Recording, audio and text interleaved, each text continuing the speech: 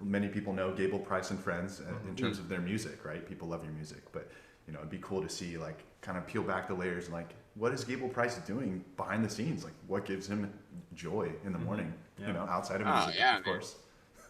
Yeah, of course, man. No, I'm stoked. Let's do it.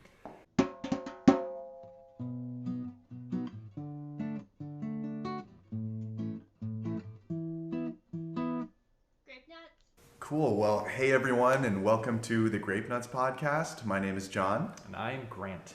and we are so excited to have a special guest with us today. His name is Gable Price. How's it Woo. going, Gable? I'm good. How are you guys? So good. Stellar. So, Gable, you are an artist, songwriter, and producer. You lead the band Gable Price and Friends. I first heard of you, to be honest, when I went to the John Mark McMillan concert in San Francisco. I Yes. never heard about you before, but then you opened for them or him, and hmm yeah, you just had just such a energy about you on stage that we were talking about it after I got home. I was like, bro, we need to get this guy on because you're like a spark plug up there, man. I don't know how you. I told my wife, I told like everyone who I told about that concert. I'm like, there's this guy who for 45 minutes was just jumping the entire time. Oh So man, anyway, super adrenaline stoked to and have deep you on. anxiety is how it happens. Maybe a little bit of coffee. Yeah, a little bit of coffee. Yeah. Yeah, No, it I was have so funny. at some Yeah. point fun tidbits about that show that I'll tell you guys later. But yeah. Oh, I want Oh, to hear it. cool. Um, but it was funny because Grant, he's such a huge fan of John Mark McMillan, but he came back from that concert and all he could talk about was Gable Price and Friends. And I was like, oh, dude, I know Gable Price. Like, I love him. Love his stuff on Spotify and listen to his stuff. Yeah. And Grant was like, we got to get him on Grape-Nuts. I'm like, let's do it. Let's make it happen. And so So sick. Thanks for here having me. we are, finally able to chat with you about your Grape Nuts. And Yes. in the context of this podcast, Grape Nuts, we were just talking about it a little bit, but being quirky passions, things that really excite you and get you out of bed in the morning.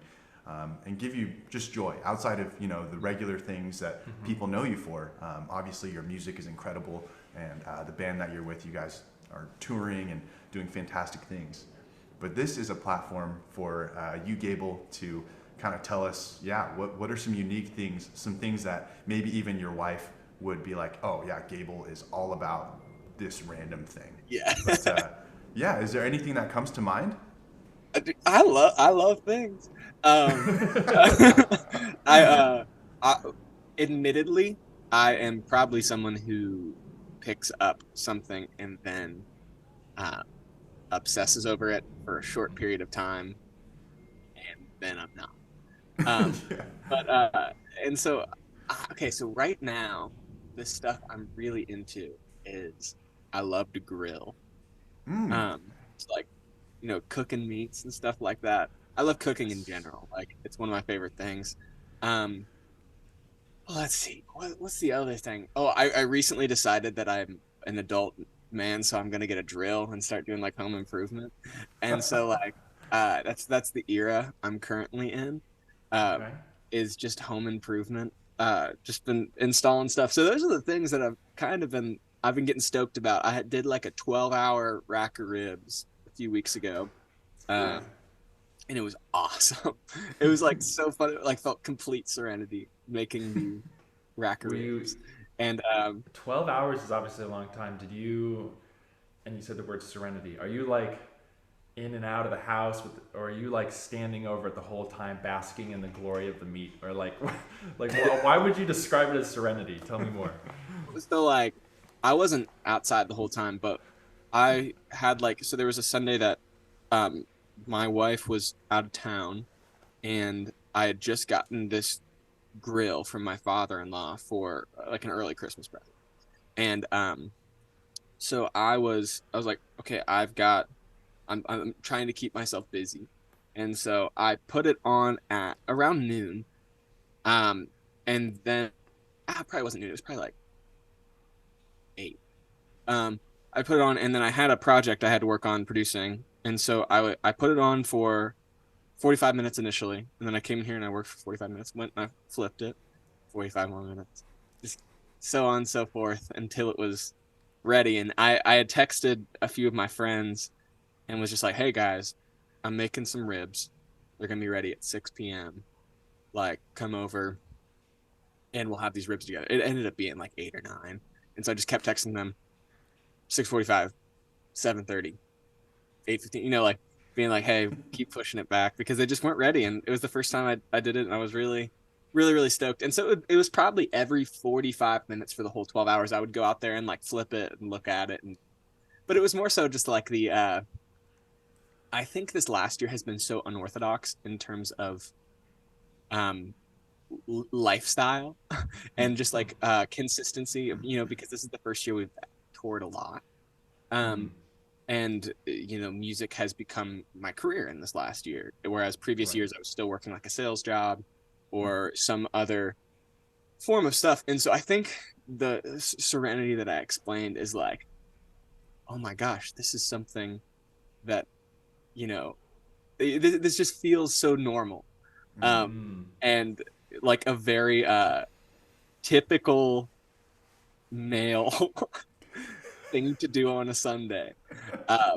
And so I think that was it. Like every time I flipped it, I'm like, I'm an adult. It's not the touring with musicians, or it's not like all these. It's like, no, it's flipping in your backyard some meat that makes you feel like life is good. Yeah. I mean, because like the other stuff's fun, and I love it. Like it's really fun. It's dream, but like this is just like, man, this is really normal. Like it was just in time. Like I felt pretty burnt out after our last run, and so it was just like a matter of finding some things that like those things are just like, man, this is so normal, and how great is that? Because like I wouldn't even say extravagance, but the you know adrenaline and the highs that you feel during or during an album season are amazing. But when it's all like this, sometimes like when it's all this and this and this, you're like, man, it'd be great if I just had 1 week that was just just steady. And so I think that's why grilling and home improvement stuff just randomly became like so fun for me. Was just because it just felt so normal.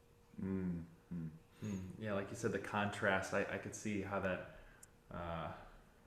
with so many changes in your life, from getting married, like your career changing the style of music that you do, to like getting to do these insane concerts. Yeah, I could see how finding the word serenity can come up for something as simple as just cooking. So that makes a lot of sense. Yeah.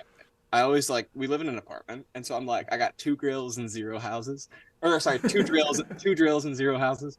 And so like, yeah, that's pretty much it. I built a shed in the kitchen or in the living room, like, because it was raining on Saturday, and it was supposed to take like 2 hours. It definitely took 2 days.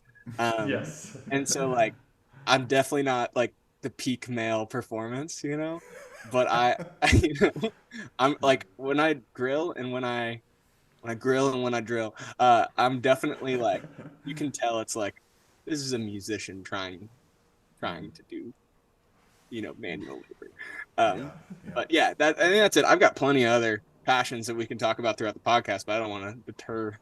We tried to do a little research too. So if you run out of ideas, we could try to poke you with a few that we thought you might be your passions. But I want to about the serenity of inviting friends over and grilling some meat. It reminds me, I'm going to tell a quick John Mark McMillan anecdote, and I want to maybe see if that's a good opportunity for you to tell a story about a concert. But one of John Mark McMillan's released live albums, he tells a story about life being where you're around your friends at the dinner table, and you have a little glass, and you go ting, and then he asks the entire audience to say ting with them.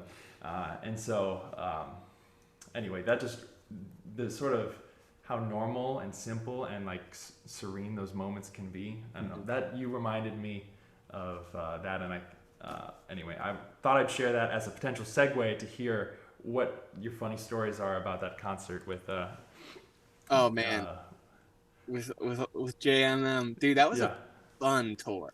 Like those guys are the best. Like from Al on drums to Steven on the keys, like everyone was so cool, and like they were definitely the most inviting people we've played with. Like they're like some of the nights, like I was doing setup and tear down with them, like just for me to kind of ensure that I'd make $1 on the tour. um, and so I would ride. I think I rode like 3 of the nights with them in the bus, but it was like them offering that. I was like, what headliner offers the opener to ride in the bus with them? And so they were just super cool dudes. We had a great time. But okay, so the San Francisco, you're talking about the San Francisco concert was the one you were at, right? Yep. Okay, You had cool, gone cool. to a Michelin restaurant right before, and That's you the were like, story, my brother. oh, okay. Okay, so I've never been to a Michelin star restaurant, and I love food.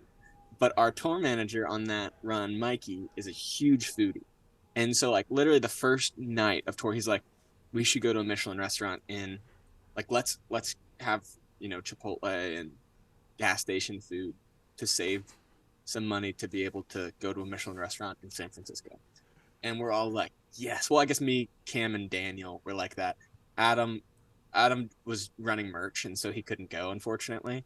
But so this whole week we've been planning, or the 12 days we've been planning on going to a Michelin restaurant in San Francisco. We get to San Francisco, and John Mark's crew's setting up, and there's a problem with their soundboard. And so we know that we have a reservation at, I think it was like 4 p.m. or 5 p.m. Or no, it was 5, and we play at 8. And so, sound check gets pushed back a little more. Okay, let's switch our, reservation 30 more minutes behind. And it just keeps getting pushed back because the soundboard's, having trouble. And obviously everyone needs a soundboard to play a show. And so it gets to the point where we push our reservation back to the last point that it would work for us to make it back for the concert. And so they're like, all right, your turn to sound check. We literally go up there. I go, check. Don't play through a song or anything. Cool, let's go. And we leave, and we go to this restaurant. And we get to the restaurant. We tell them, hey, we have to leave here at 7:40. And they're like, okay, that's like an hour and a half. We're good, And so we order our, I don't think they're called appetizers at a fancy restaurant, but I'm going to call it that because I'm an Applebee's boy at heart. And so we order those, and we order like it was like A5 Wagyu or something like that. Something crazy. Like I've never had it, never spent that much on a meal, but we're like, we're doing this, we've worked so hard. We haven't slept in a week. And so the appetizers first off take a while, like a while. I mean, like probably an hour. And we tell them, we're like, hey, we got to go at 7:40. We get the appetizers. Oh my gosh, so good. The steaks are taking a while. We remind them, hey, and then it gets to the point where it is 7:40, the time that we have to leave, and the steaks still aren't out yet. So we're texting the tour manager of John Mark's crew, and hey, we're so sorry. We're gonna get there. Hey, don't worry about it. I'm gonna have Mark Barlow, the first opener, do another song. Yeah. Like just to buy you guys some time. And so we tell them, we're like, hey, can you just bring this out in a to-go box? Because they keep coming out telling us, hey, just a couple more minutes. We're like, can you bring it out in a to-go box? So like, we can't do that. Like our chef will quit on the spot, and so I mean, we were for sure acting like Applebee's boys in there, but like, the food eventually comes out at 8 when we're supposed to go on. At this point, we have an Uber outside waiting for us.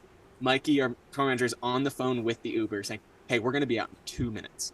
And so we eat the entirety of this $250 a person meal in like 35 seconds.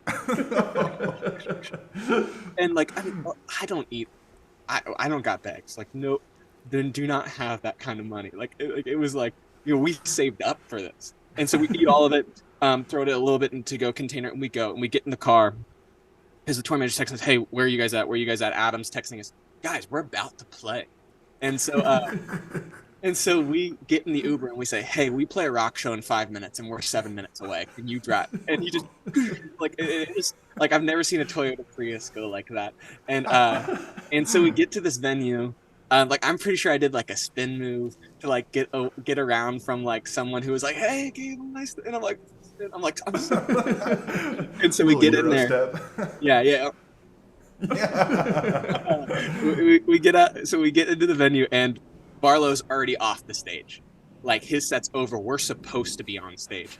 And all of a sudden stomach drops. I'm like, I gotta drop one. And so and if you remember the venue, there is no clear way from the stage anywhere. No. In the building. And the bathroom is in the main room. And Yeah, so I go really to crowded too. Yeah, I go to John Mark's audio guy, and I'm like, hey, I need you to get me to the bathroom without anyone stopping me. I have 20 seconds. Because they're already on stage. They're checking the mics and stuff like that. So he gets me there, and I'm like, hi guys. Sorry. I go to the bathroom real quick. Like, I used every ounce of my abdominal strength to get it out. And then, like, you know, we're sprinting back, like, and we immediately jump on stage. I'm like, hey guys, we're Gable Price and Friends. Boom. And like at this point, like it's been 2 minutes since we've been to the venue. And so normally with shows, I mean I take 10-15 minutes alone beforehand to just get in the zone of we're about to do this thing. We're about to be with people. We're about to provide this experience. And so on stage we're playing and I'm like every lyric I sing, I'm like, maybe I'm just homesick, wondering where home is. I finish the lyric and I go, like burp, like in between each. I had just ate an entire meal in like 30 seconds, and so I'm like burping in between lines. Like at one point, like I do like a lot of lyrics in a row on the first song, 50 milligrams, and usually I get a little dizzy on it. Probably a bad thing, but like this time I was like, I'm gonna puke. Like I'm literally I literally that show like almost puked multiple times like, on the front row.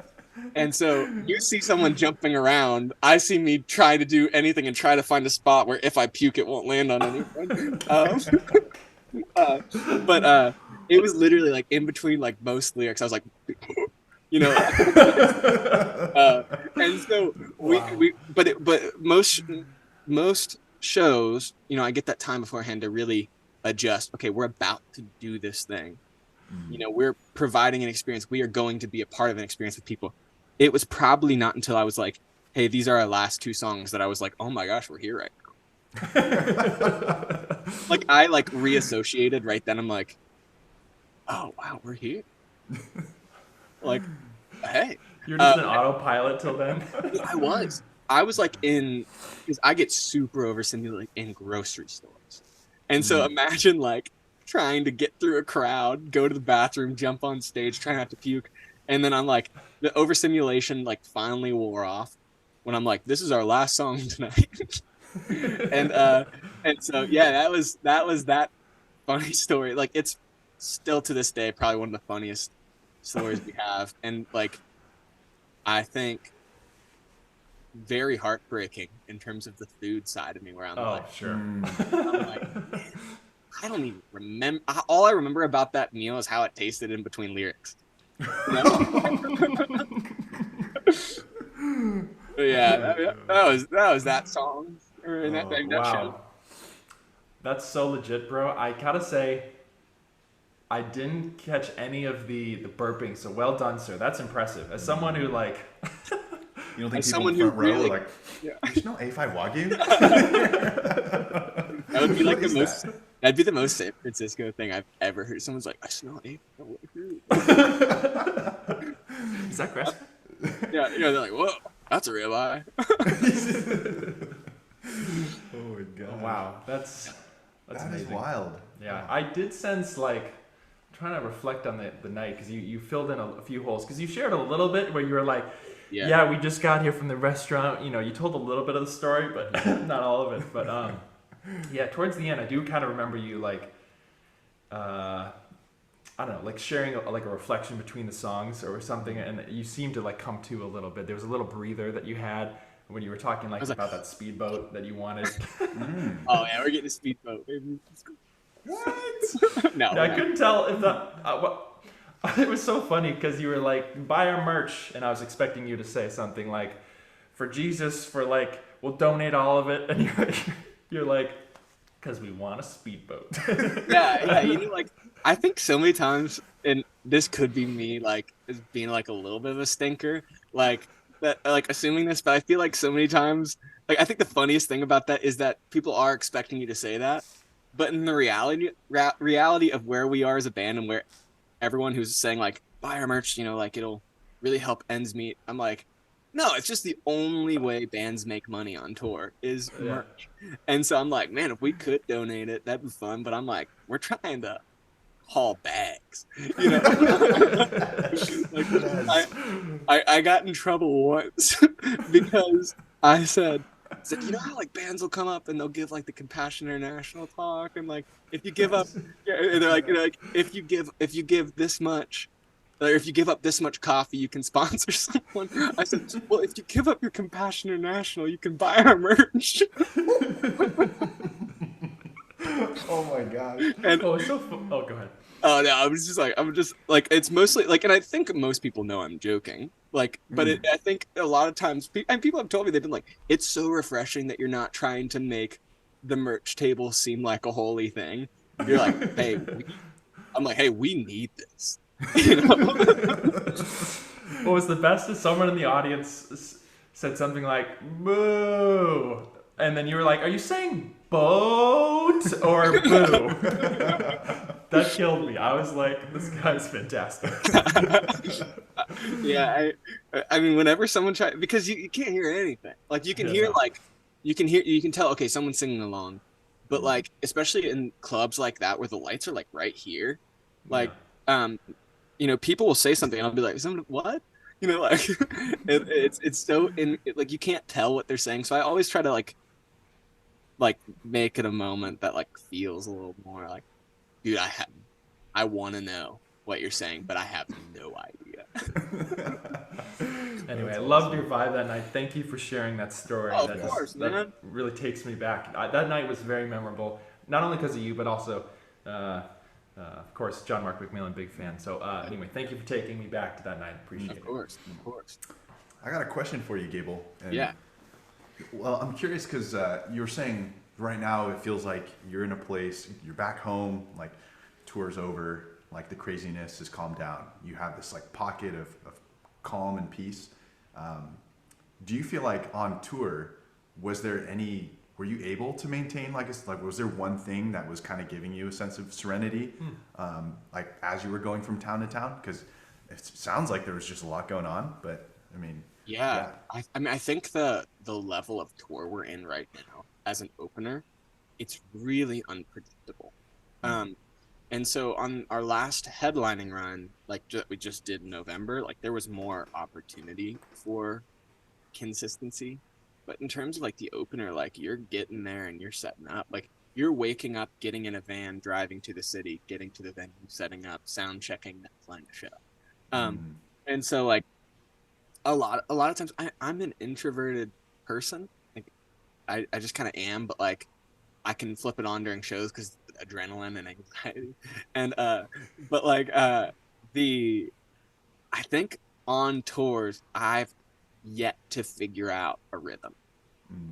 And I think that's what really kind of popped out to me on this last one. Like, oh, I kind of need to find this, you know? And so the days that I was able to finish sound check and then go for a walk by myself, like, because I'm always around people at shows. And I love talking to fans. I love, you know, talking to the crowd and stuff like that. But in terms of even like my own band, I'm like, there's not a second that we're not all together.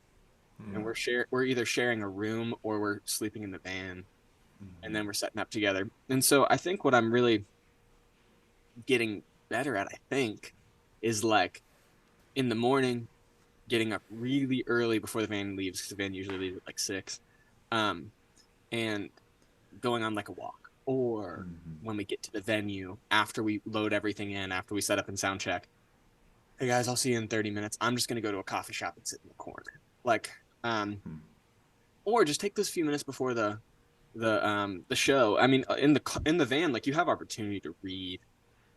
You have opportunity to, be on your phone, be alone, not say anything. But it's kind of, I mean, at least for me, it's a little different. Like when you're with people but together, or like when you're not talking but together, versus when you're not talking but in alone. Yeah.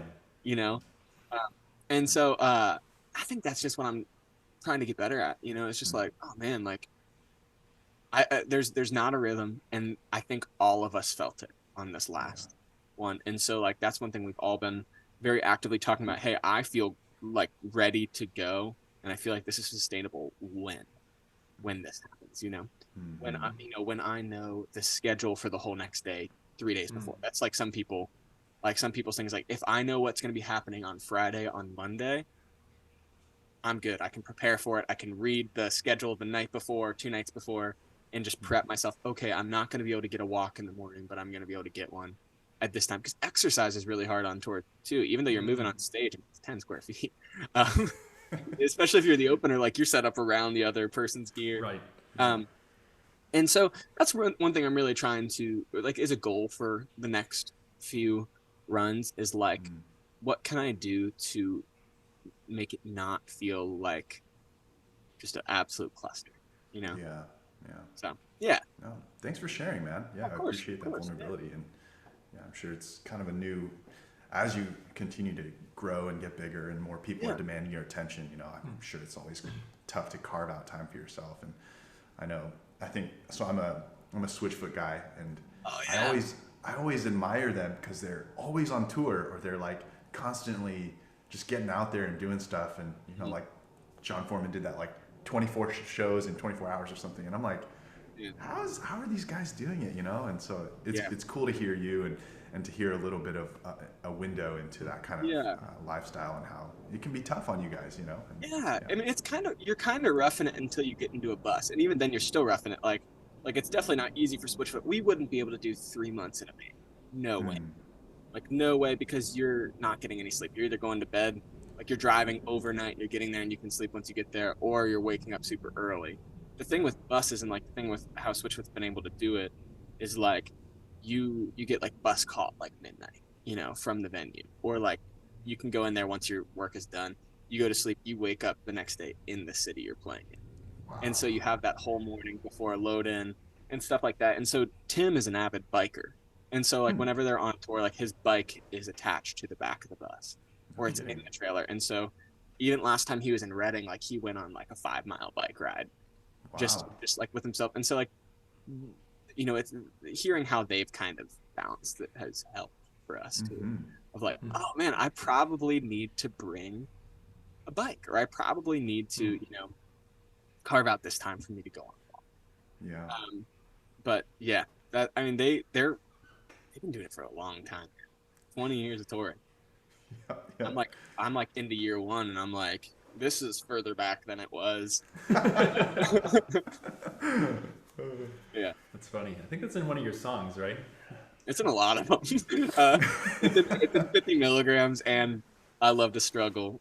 I've been getting stressed out over my hairline. That's what I remember. And then 50 milligrams is maybe we're a hairline going through some hard times. But see, the thing is, I don't know if it's receding. It kind of feels like it is. I have a widow's peak like naturally, and so like I think I might just be growing my hair out so it looks like it's further back, like because it's pulled. But like I don't know. Like, but I am like to the point where I'm like, if I start going bald, I have a very pointy head, and so like if I'm going bald and we're still doing the band, I'm like, I will get hair plugs as a write-off. Part of the merch expense is going to my hair plugs. I'm like, what's up, guys? We're not getting a speedboat anymore. I'm just not going to look bald. Like, some people crush the bald look. They look great, Yeah. I would look like Patrick Starr. Oh my god. Yeah. But yeah, that's awesome. Thanks for. I mean, the fact that you even talk about that, man, that's hilarious. Dude, I'm Oh, an open gosh. book, man. Dude, so down to earth, man. Love it. Love it.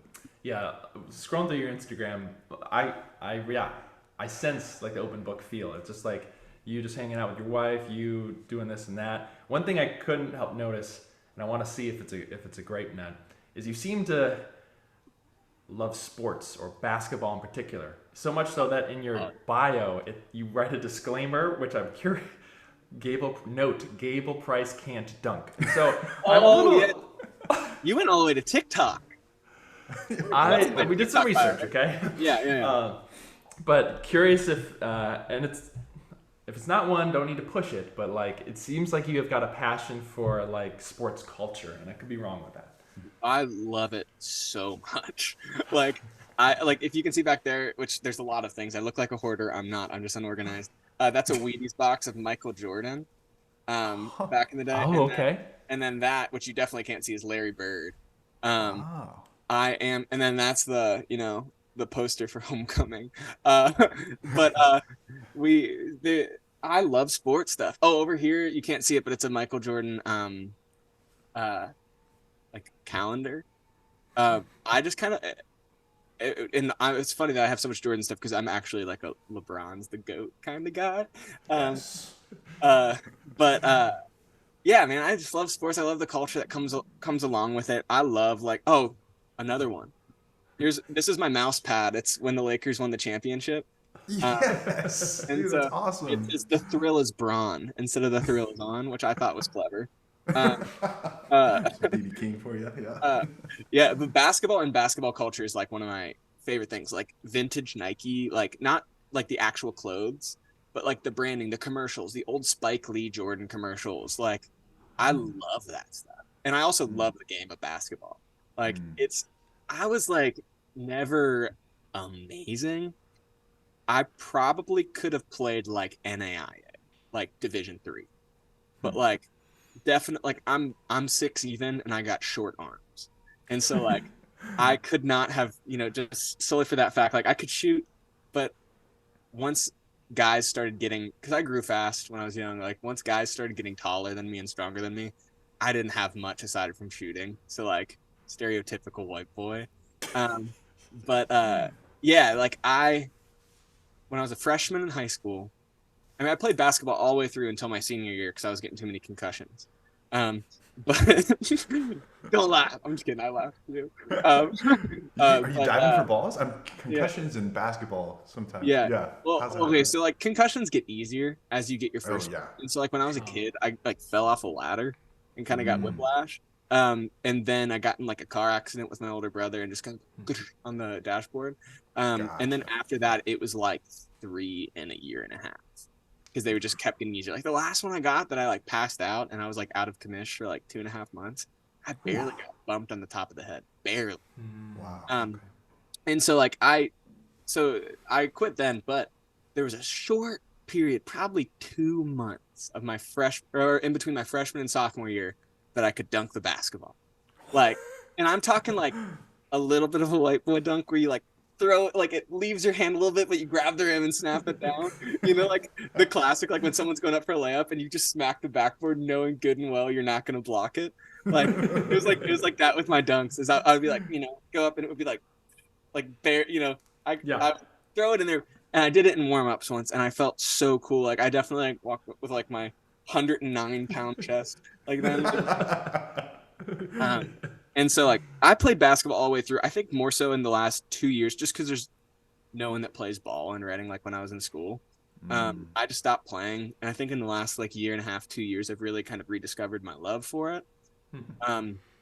Mostly just because I was getting chunky and I hate running, and so like I just started playing ball again to try to figure that out.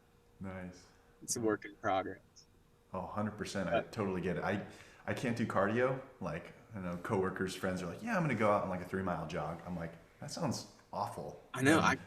My wife can run so far, and I'm like, I get 1.5 miles in, my neck's cramped. I'm having an existential crisis. Yeah. Like, am I going to die right now? I think I might die. But basketball, like, you put me on a court 3.5 hours, and I'll be like Yeah. Wow, like I could keep going as well. It's just So like you so guys fun can to ball. chase after a ball. Yeah. But Sweet. Well, next time I'm around you guys, we gotta play. It'd be fun. oh, Um, 100%. yeah, Yeah. it'd be super fun. I like I just and I also just love the NBA. Like people hate on the NBA because it's soft. It is, but like one thing that I've really appreciated this year is that Okay. like people are getting fed up with refs calling technicals. Yeah. Like Yeah. because like in the past, like they're like the players are so soft, they're always complaining. Now the refs are calling like the softest technicals of all time. I can't remember what league it is, but it's somewhere overseas. A ref got suspended for a technical they called, and I'm like, I want to see that in the NBA because like these Yes. refs are like ruining the game. Mhm. Like, Mhm. with some of these technicals and like they're soft. I want to see more fights. Like I don't want to see Yeah. like Malice in the Palace Part 2, but like I wouldn't be super mad at it. Like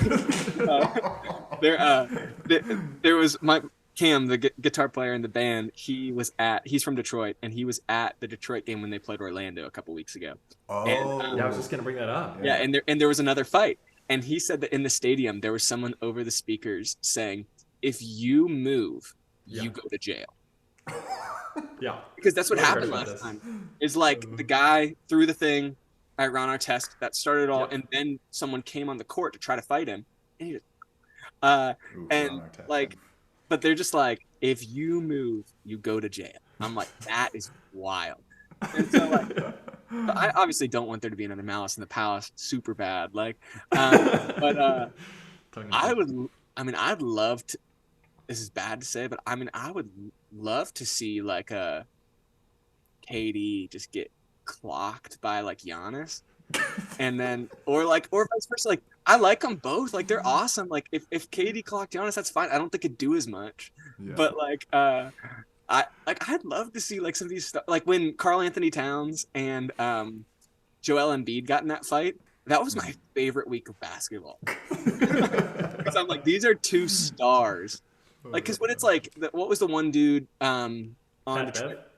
Oh, No, sorry. no, the one dude on Detroit that like went after LeBron last year. Oh yeah, I'm picturing him. Sadiq Bey? Was that him? No. I don't think it was Sadiq Bey. It was. Let me look it up. Because he had like LeBron. blood on Yeah, his like he- from his yeah. forehead down. Yeah. Yeah. He got Yeah, kind of wrecked. yeah. Like I mean, he got clocked, but it was definitely an accident. Isaiah Stewart. But I'm like, you know, like if Isaiah Stewart, if you're listening to Grape-Nuts podcast, no offense, but it's like it's not that cool when it's like LeBron versus someone who, you know. But if it's like LeBron and Luka, I'm like, this Ooh. is sick, you know. I'm like, I love when superstars just hate each other. Oh my gosh.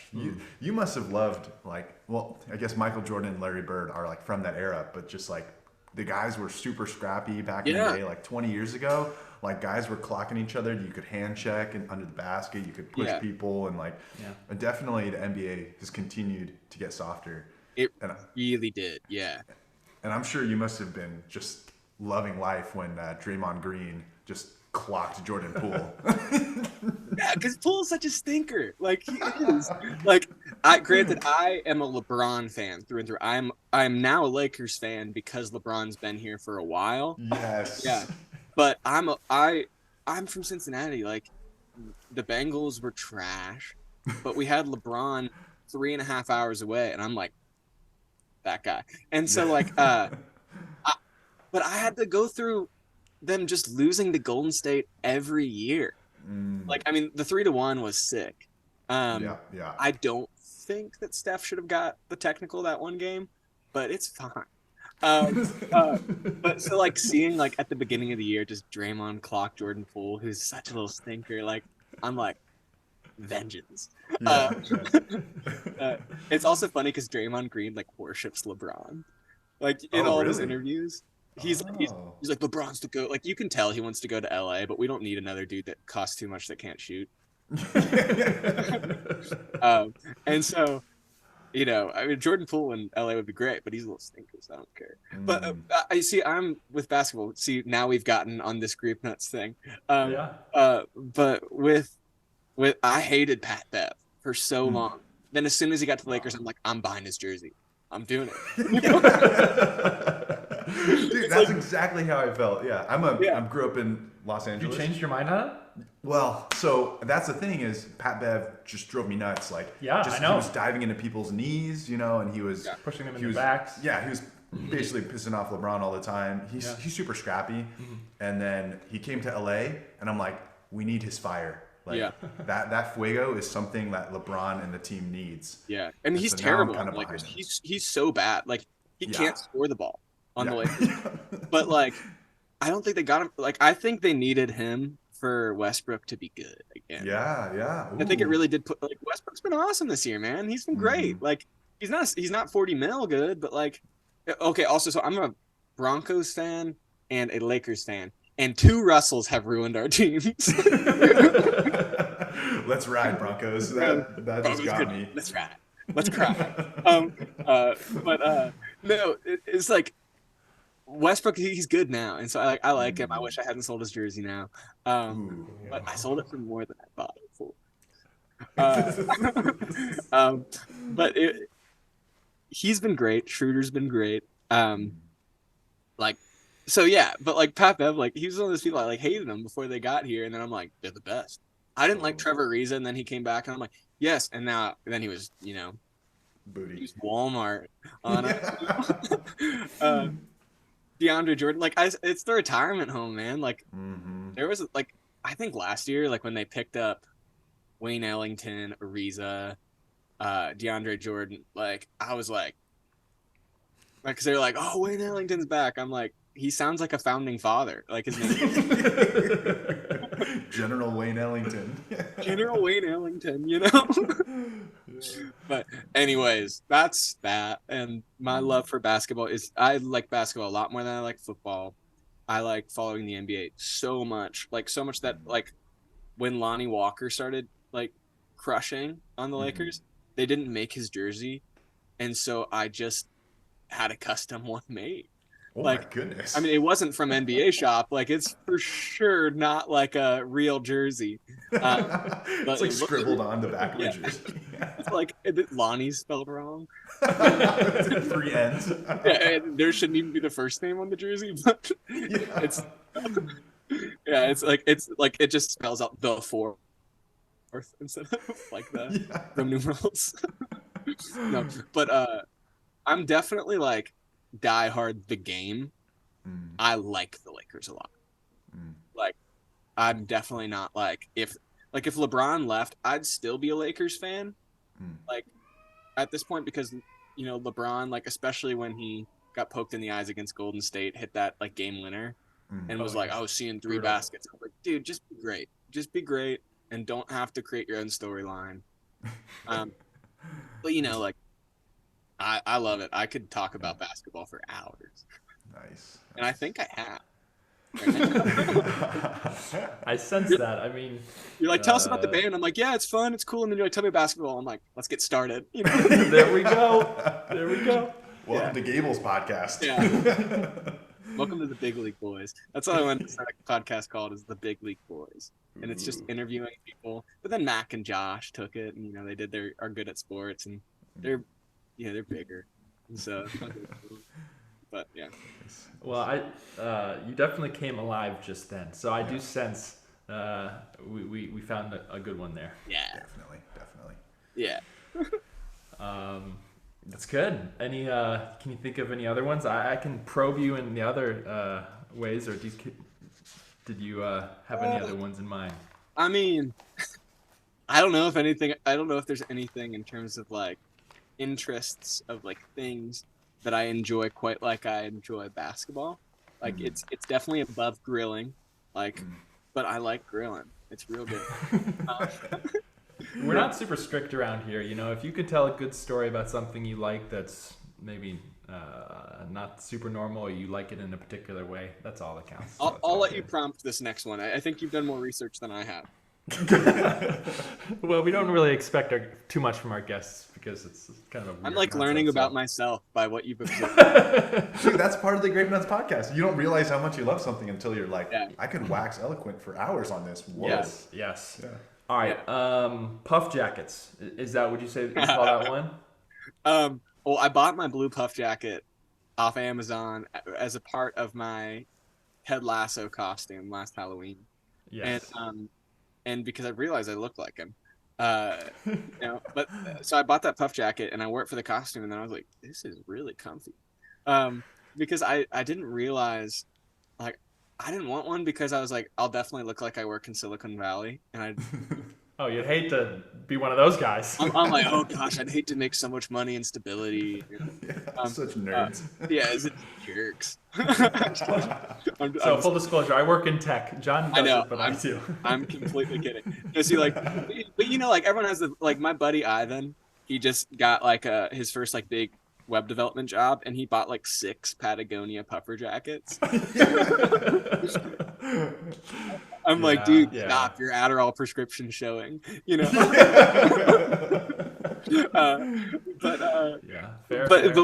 when I bought one, I was like, this is comfy, and I understand why these guys make more money than me because they're always comfy. And then, and speaking of comfy, you wear it on stage, and you're clearly sweating so much. So the thing is, I'm God's sweatiest soldier, and so like regardless of what I wear, if I wear a t-shirt, I'm sweating through it. So I'm like, I might as well wear something that looks at least cool in photos. But like, but yes, because like otherwise, you're wearing a t-shirt and you can see the pits. Like, wearing like a jacket, like you can really see it like right here, and the audience feels it like every time I move.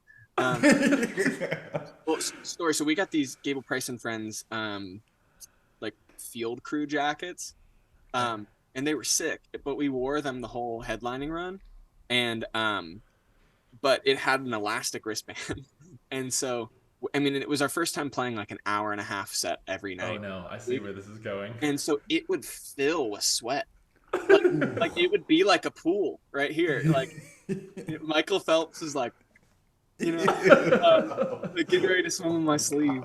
But and I have this move I've learned is like one of my moves where like, especially on Heretic, where I'll throw this up like this to try to get people. Yes. I'm pretty sure someone drowned. Like I went like water park. Yeah, I was like, you should give a little splash zone, like little ponchos. I got sweat on at a Gable Price and Friends concert. Yeah. But I went like this once, and it was literally like, and I was like, oh man, and I was wringing out my sleeve, like. Okay. And so it's probably bad. I don't have good water retention, and I'm trying to figure it out. But like, that was probably like I'll wear layers, but I don't think elastic sleeves are for me for shows. And so like I'll wear the puffer jacket on stage because it makes me look like I've got a tech job and a high right.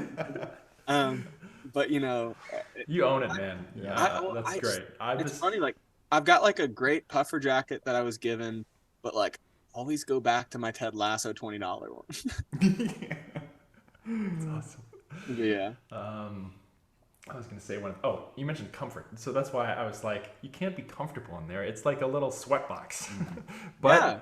I love how you love it, and I see now why you do it, so that's good. Yeah. Okay. So like, how people like will work out like shirtless sometimes, or they'll work out in like a sweatsuit. So like here's my thought is if you're gonna sweat a lot, one feels real slimy and slippery, and the other one you don't notice until you're like,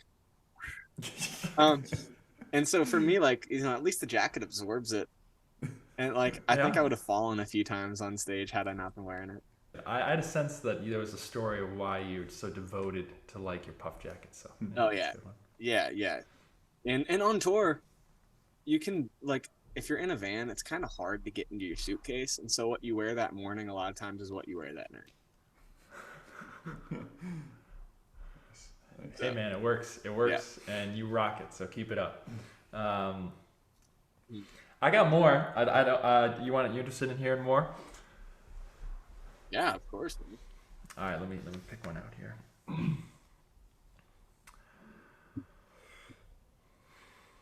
This could have just been like a one-off thing, but do you have a thing for folding dad sunglasses? What do you mean? Swing and a miss. No. What are you talking about? I'm intrigued because I think you're onto something, but let's see. Yeah. On one of your Instagram posts, I don't know if it was you or your wife saying like Gable's all about his like dad folding dad sunglasses or something. I don't know. Oh, okay. So this, I mean, you do got something, but Okay. it's definitely not one of my Grape-Nuts. But it is a thing. I worked at this coffee shop when I was in school, and when I was in school, I had like if I have no baggers right now, I had negative bags. And so like they had a lost and found at this coffee shop, and there were these Ray-Bans, and I said, hey, well, whose are these? They're like, well, they're in the lost and found, and they've been there for 2 years. And I was like, they've been there for 2 years. Can I have them? And they're like, yeah. And so I take them home, and I realize that they're ones that like I'm trying to see if I have any sunglasses. Oh, these are kind of funny. I've got these, but they fold once right here. They fold right here, and they fold right here. So they're very compact. And I thought they were hilarious, like because it's just really like you close it. But I mean that's the story. Is like I couldn't afford Ray-Bans at school, and I mean I don't know afford Ray-Bans now, but like they I found them, but they were real folders. But they're the longest pair of sunglasses that ever lasted me. I still have them. Like, and that was 5 years ago. And so, like, I think that's good, right? Like 5 years for a pair of sunglasses. 100%. And it says something about you. I lose things all the time. So to keep it even. Well, I think it says something about me that I'm surprised that I still have it. Okay. Yeah. So like, you know what I mean? Like I don't think it says anything about my responsibility. I think it says like I've gotten lucky this one time. Got it. Yeah. Oh. That's good. I like that one. You got any, John, or which one are you looking at?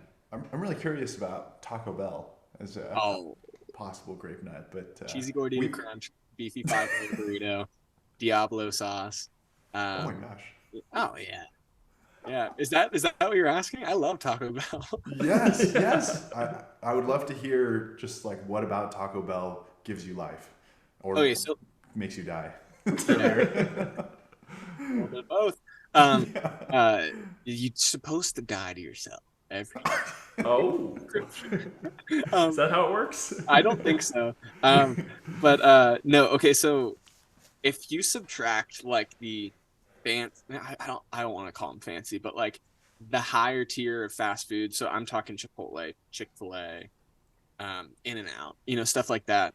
Taco Bell is supreme. Reigns supreme over, of course, Burger King, of course, Arby's, McDonald's, and you guys can disagree. It's fine. Carl's Jr. Like if you need two names, Carl's Jr. and Hardee's, like you've lost it in a certain region, Yeah. Like it to be real bad to be like, we need to rename ourselves on the West Coast. And so I didn't know that. Yeah, it's called Hardee's on the East Coast. Which, okay, you can cut this out if you want to. But when I was young, my dad was like, let's go to Hardee's. I was like, Dad. And he was like, what? I literally thought it was, okay, you can cut this out. I literally thought it was the male version of Hooters. Because I'm like, this place is called Hardee's. Like, we're not going to go there, Dad. What are you talking about? I would love to keep this in. If you're okay. Because I've never heard that before. That is awesome. No. Yeah. Anyway, what did you share that with your dad? How did he respond? He's cracking up. He's like, "Are you?" We're dying laughing in there. And, maybe in Cincinnati, that's a thing. No, there's one in Dallas, and it's called Pallywhackers. But don't trust food in Dallas. I got. But yeah, no, I would say Taco Bell, if you factor in all of those places and it's 10 p.m. Where else are you going to go? Are you going to get a Big Mac at 10 p.m.? Like that's rock bottom. But like Taco Bell late at night is something romantic about it, where it's just like romantic. Yeah, romantic. Because like it's all wrapped so small, you're like, there's nothing unhealthy about this. And so you got your Taco Bell and you're just ripping it with the Diablo sauce and the hot sauce, and you're not going to have to deal with the repercussions until the next day. But McDonald's, you feel bloated. Like Taco Bell, yeah. I don't feel bloated after Taco Bell. I feel a lot the next day. But the day of, I'm not feeling anything. You know, like if you it's called a double quarter pounder. That is a lot more like dangerous of a name than a cheesy gordita crunch. Like it ends with crunch. It sounds like a crisp. You know, like it's a little chip. Like if we were to talk to someone from a different place, so someone that there's not Taco Bell and McDonald's, I don't think that's anywhere in the entire world at this point, but someone who is completely unaware of both, and we say, hey, what's more unhealthy? A cheesy gordita crunch or a Big Mac? Like, a cheesy gordita crunch, yeah, and a Baja Blast, or a Big Mac and a supersized Dr. Pepper. Like it's called Dr. Pepper. Like they're literally advertising you're gonna have health issues. And so like I think like if you factor all those things in and you live in denial, such as myself, Taco Bell is king. It's like I'm on a diet right now because we talked about the chunky thing. And but like Taco Bell breakfast, you said, hey, yeah, we went to Taco Bell for breakfast, or yeah, we went to McDonald's for breakfast. People are one of them, they're gonna be like, oh, how's your stomach feeling? The other one's gonna be like, are you okay? But there was a period of time where we were riding in the van, and every morning when I woke up, we were at a McDonald's, and I was like, guys, come on, show some class. White Castle. Let's shovel. Yeah. I was gonna say, show some class, like shoveling down a Michelin star ribeye in 2 minutes. Yeah, I know, and and talking about burps and Hardee's on a podcast. Classy man, can't you tell? I've got my vacuum in my office. Oh my gosh. Yeah. You talked about living in denial regarding Taco Bell and the health implications, but one of the previous guys on our podcast also has Taco Bell as one of his Grape-Nuts. And he was kind of, similarly to you, like trying to figure out his health, wanting to get better. And he's like, surely Taco Bell can't be that unhealthy, right? Like the bean and cheese burrito, $1.50. Like it's bean and cheese burrito should be like 4 ingredients max, right? It's bean, cheese, tortilla, maybe some salt. He, in pursuit of the benefit of his health, looked up the ingredients and discovered that not only was it way more than 4 ingredients, he couldn't recognize any of the ingredients. It was if you need food dye for your meat, it's probably not good. Yeah. So it's like this paragraph of like chemicals and long, hydroxide kind of things. And he's like, holy cow, I think I got to stop eating these. And then one of our friends works at Taco Bell, and we ask our friend, hey, like, can you confirm like what the bean and cheese burritos are made out of? Like, how do you guys make them? And our friend, he's like, oh, I have no idea what's in it, but I know it starts as a powder, and we just add water and blend it together, and that creates our bean and cheese mix. We're like, oh yeah, what? Okay, did you know they have to call it? I mean, this could be incorrect, but I've heard that they have to call it beefy because they can't legally call it beef. Like beefy, it's a beef-like burrito. Yeah. It doesn't quite roll off the tongue, does it? It's it's similar to beef. It's like the Impossible Burger. Like they make it seem like it's like, wow, this is impossibly good. No, it means it's impossible to enjoy it. Like I have had one Impossible Burger that I was just like, they were like really good. Like I'd take it over a Big Mac. But like, I actually don't hate Big Macs. I kind of crush, but like it is like, you get a salad from McDonald's, like it's. Yeah, definitely. It's a little. I'll try to end on a little positive for the Taco Bell though. Our friend who brought it up, just to do one quick story of why it was his. He literally on his wedding day was in the reception, right? He fully dressed in his wedding tux or whatever, and his wife is in full dress. They had Taco Bell catered. So he was a diehard, but because of the health issues, he changed. But he was, he said on the podcast, if Taco Bell's listening, and again, if Taco Bell's listening, like you have some devoted fans out there that will return to your product if you make some changes. Oh yeah, I mean, I don't need them to make any changes. Okay. Perfect. All right, never mind. So, Perfect Taco answers. Bell, if you're listening, I'm probably more devoted than their other friend. Oh, okay. No, I miss Taco Bell because New Year, new me, haven't had it yet. But like I know that like if I eat healthy for the next like for the rest of the month, like I'll definitely reward myself with like a beefy 5 layer, a beef like 5 layer, a Beefish cheese five like a cheese like gordita crunch, Oh, Diablo sauce like substance. it's almost food. Yeah, It's like food, but it's not. live Moss and less. Live Moss for less long. I'm curious, Gable. New year, new you. What is coming up next for Gable Price and Friends? Do you see anything in the near future that's going on? Yeah, I mean, I don't know if you guys are like when this is gonna drop, but I know at the end of the month we're playing on like Universal Florida's like land, this thing called Nice. Rock the Universe, and so it's like pretty fun because you get like a tour guide and get to like go on all the rides like and not have to be in line. Um, and so we get to do that. Um, we released the record in November, so it's just a matter of pushing that, finding creative ways to promote it, and we haven't done the Consequence of Being Alive tour yet, so it's a matter of just locking down cities, locking down times, and then when we get to see more people around the beautiful United States. Oh, and we're going to London. I don't know if Ooh, it's Sussex. We're playing at the thing called Big Church Day Out, nice. which is gonna be really fun. So those are the main things we got coming up. Other than that, it's just absolutely ripping it every time we're at a concert, and then figuring out what to do in between. That's awesome. Well, next time you're in the Bay Area, please be, well, I guess you kind of live in the Bay Area, north, but anytime you're around town, we'll ball, we'll grab some Taco Bell. Yes. We'll have some regrets about that, and we'll have a good time. Oh yeah, yeah, yeah. Big fun, no regrets till later.